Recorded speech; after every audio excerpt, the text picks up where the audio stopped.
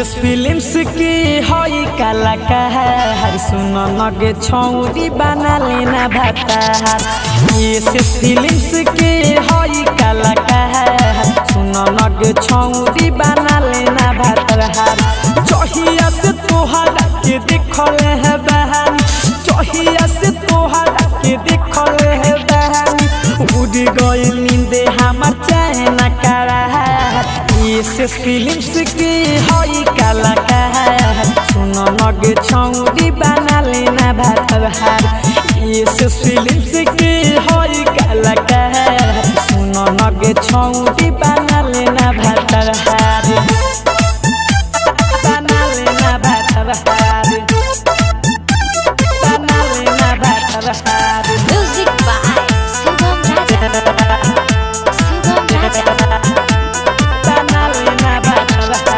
सोलह मीडिया हाथीर छी नजरिया गोदी गोदी गालदी चले लो ऐसे है मटक मटक के है नागिन जैसन चाल रे, नागिन जैसन चाल रे, नागिन जैसन चाल रे। सोलह मीडिया हाथीर छी नजरिया गोदी गोदी गालदी चले लो ऐसे है मटक मटक के है नागिन जैसन चाल रे, नागिन जैसन चाल रे, नागिन जैसन चाल रे। देखती तोहके लागेला बुखार धक धक धड़केला दिलावा हमार। एसएस फिल्म्स के हई कलाकार सुन नगे छौरी बना लेना भतार। जहिया से तोहरा के देखल है बहानी, जहिया से तोहरा के देखल है बहानी, उड़ गई नींद हमर चैन करा। एसएस फिल्म्स के हई कलाकार सुन नगे छौरी बना लेना भतार। एसएस फिल्म्स के हई कलाकार सुन नगे छौरी बना लेना भतार। बना लेना भतार, बना लेना भतार। Music by Sugam Raja. Sugam Raja.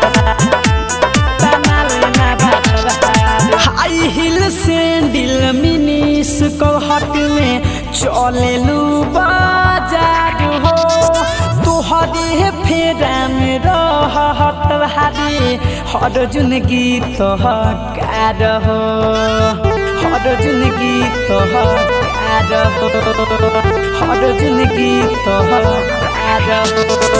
High heel sandal मिनीस कहट में घूमे लू बाजार हो, तोहरे फेरा में रहत हारे हर जुन गीत कार हो, हर जुन गीत कार हो, हर जुन गीत कार हो। अम्बे अनिल सौरभ हवे रंगादार सुन नगे छौरी बना लेना भतार। एसएस फिल्म्स की हई कलाकार सुन नगे छौरी बना लेना भतार। जहिया से तोहरा के देखल है बहानी, जहिया से तोहरा के देखल है बहानी, उड़ गई नींद और चैन करा। एसएस फिल्म्स की हई कलाकार सुन नगे छौरी बना लेना भतार। एसएस फिल्म्स की हई कलाकार सुन नगे छौरी बना लेना भतार। अरे सुन रे बना लेना।